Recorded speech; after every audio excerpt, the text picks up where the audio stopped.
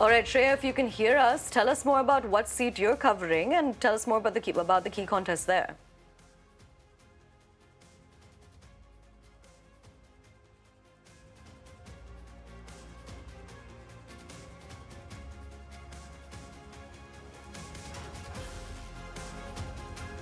All right, we don't seem to have that connection with Shreya. We'll try to reestablish that connection there with my colleague.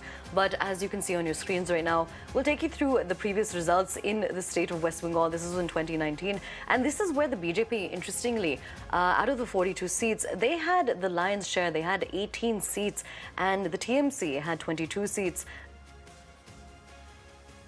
In this? Very confident because we've been campaigning for a month, more than a month and a half. And the response we've got from the public is excellent. It's very good. So we're fully confident that we've got the blessings of the people and that the people are with us.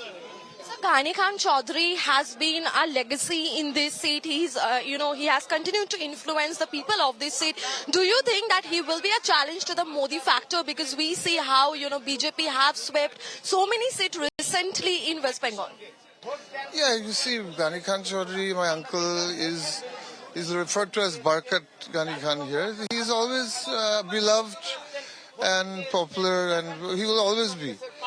And all parties try to use his name, try to associate themselves with him, not just us. Nowadays, everybody, or even the ruling parties, try to celebrate his birthday. That's fine. He's a national. All right, now shifting focus quickly to the state of Uttar Pradesh. Joining us from Sambhal is my colleague Abhishek on the ground. Abhishek, tell us more about the key issues and the key contests that we're going to be seeing in Sambhal. Tell us more about what's going to make a difference when it comes to the voters' minds.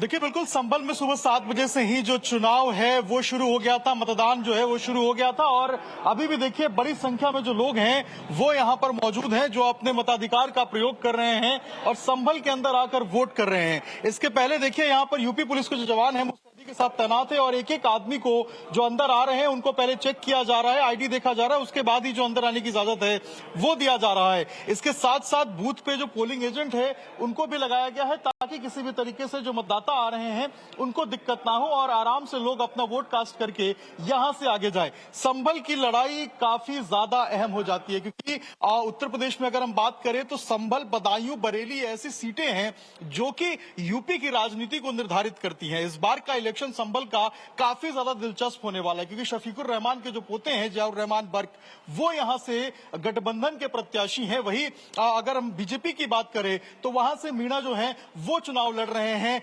Ziaur Rahman Barq के खिलाफ। ऐसे में पिछली बार की अगर चुनावी समीकरण की आप बात करें तो शफीकुर रहमान बर्क ने यहां से चुनाव जीता था लेकिन उस वक्त बीएसपी उनके साथ में थे। इस बार बीएसपी के जो कैंडिडेट हैं वो अलग इस बार चुनाव लड़ रहे हैं तो इस बार चुनाव में जो है वो कुछ उलटफेर देखा जा सकता है क्योंकि कहीं ना कहीं बीएसपी भी एक बड़ा जो वोट है वो यहां पर सेंधमारी करते हुए नजर आएगी। इसके साथ साथ देखिए यहाँ पे जो पुलिस की फोर्स है वो भी यहाँ पर डिप्लॉय की गई है ताकि यहाँ पे जो कानून व्यवस्था है उसको यहाँ पर मेंटेन किया जाए, बनाया जाए और मतदान जो है वो शांतिपूर्ण तरीके से यहाँ पे किया जा सके। सुबह 7 बजे से ही यहाँ पे जो मतदाता है वो पहुंच रहे हैं और अपने मताधिकार का प्रयोग कर रहे हैं। जी। और वोटर टर्नआउट कैसे लग रहे हैं? मतलब कम लग रहे हैं या ज्यादा लग रहे हैं, अच्छा लग रहे हैं, क्या है?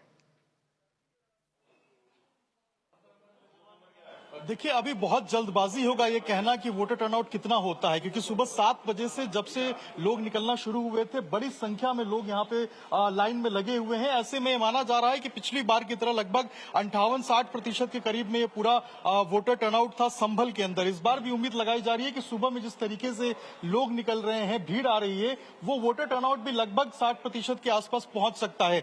आराम से लोग यहाँ मतदान केंद्र तक पहुंच रहे हैं, किसी भी तरीके से उन्हें दिक्कत नहीं हो रही है। यही कारण है कि जब आसानी होती है तो वोटर टर्नआउट बढ़ता है। संभल में अक्सर देखा गया है कि वोटर टर्नआउट 50% के ऊपर रहता है। ऐसे में इस बार भी ये उम्मीद जताई जा रही है कि 50% के ऊपर का जो टर्नआउट है वोट का वो देखा जाएगा। लेकिन अभी जो 2 चरण के चुनाव हुए हैं इसमें लगभग 7 से 8% के वोटिंग जो टर्नआउट है उनमें गिरावट दर्ज की गई है। इसमें यह भी कहा जा सकता है कि इस बार भी जो है वो दिक्कत हो सकती है वोटिंग टर्नआउट में।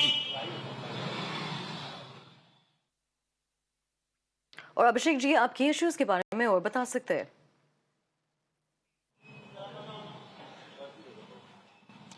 देखिए बिल्कुल यहाँ से अगर हम बात करें तो यहाँ पे अगर आप यहाँ की वोटर टर्नआउट को देखेंगे, अगर आप यहाँ की डेमोग्राफी को समझेंगे तो आपको इस बात का पता चलेगा कि संभल एक ऐसा डिस्ट्रिक्ट है जहाँ पर हमेशा से ही जो चुनाव है वो काफी ज्यादा जो है वो मुश्किल भरा रहा है। चाहे कैंडिडेट कोई भी हो, सबको बहुत मेहनत करनी पड़ी है यहाँ पे चुनाव जीतने के लिए। शफीकुर रहमान बर्क का ये पूरा का पूरा एरिया कहा जाता था, यहाँ पे काफी दबदबा था उनका। और पिछली बार जो उन्होंने चुनाव लड़ा था उस वक्त बीएसपी के साथ, यानी कि उस वक्त जो अलायंस बना था उस अलायंस के साथ वो चुनाव लड़े थे। लेकिन इस बार की जो पूरी हालात हैं वो बिल्कुल अलग है। इस बार उनके पोते मैदान में हैं, जियाउर रहमान बर्क जो है वो मैदान में चुनाव में ताल ठोक रहे हैं। उनके सामने जो है वो मीना है बीजेपी से, जो कि यहाँ पे चुनाव को कॉन्टेस्ट कर रहे हैं। ऐसे में ये चुनाव बहुत दिलचस्प हो जाता है। पिछली बार बीएसपी उनके साथ में थी, तो जो बीएसपी का कोर वोटर है वो कहीं ना कहीं सपा के साथ गया था और इसीलिए उनको बड़ी जीत हासिल हुई थी।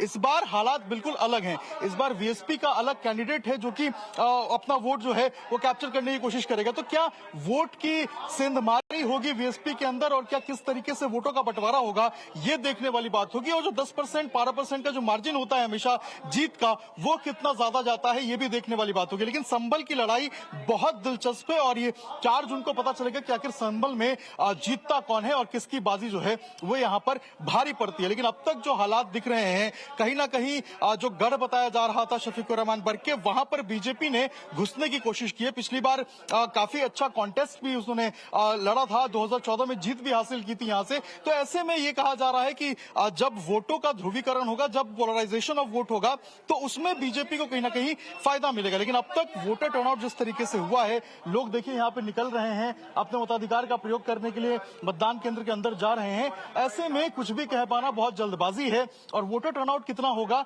ये भी देखने वाली बात होगी। लेकिन संभल की लड़ाई जो है वो काफी दिलचस्प है और देखना होगा कि आखिर इस लड़ाई के अंदर जो है वो कौन जीत हासिल करता है। जी Absolutely. Abhishek, thank you so much for joining us and telling us more about that.